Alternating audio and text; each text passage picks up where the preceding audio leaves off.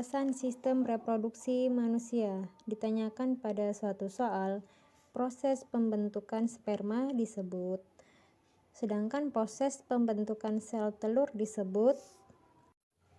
Dijawab, pada sistem reproduksi, organ reproduksi akan melakukan pematangan sel yang disebut dengan gametogenesis.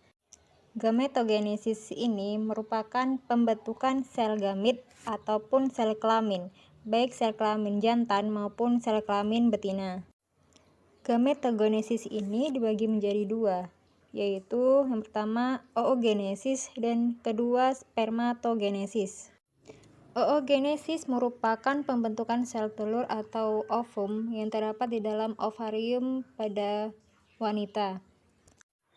Pembelahan sel telur terjadi saat berada dalam kandungan di dalam ovari fetus wanita. Nah, semua oosit primer pada fetus akan melakukan pembelahan primer yang akan berhenti pada fase profase. Nah, setelah memasuki masa remaja, maka oosit primer akan melakukan perkembangan yang nantinya akan melakukan pembelahan meiosis 1 dan meiosis 2, di mana pembelahan meiosis 1 ini menghasilkan oosit primer dan 1 badan polar, sedangkan pada pembelahan meiosis 2 akan menghasilkan 1 oosit sekunder dan 3 badan polar yang akan hancur, sedangkan ootit akan melakukan pematangan menjadi ovum yang nantinya akan menjadi bakal janin.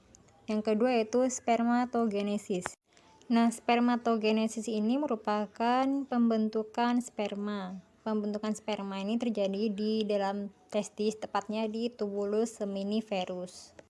Pembentukan sperma ini terjadi selama kurang lebih 2 hari. Nah, kembali lagi ke soal. Proses pembentukan sperma disebut, sedangkan proses pembentukan sel telur disebut. Maka jawabannya ialah spermatogenesis dan oogenesis. Spermatogenesis untuk pembentukan sperma dan oogenesis untuk pembentukan sel telur.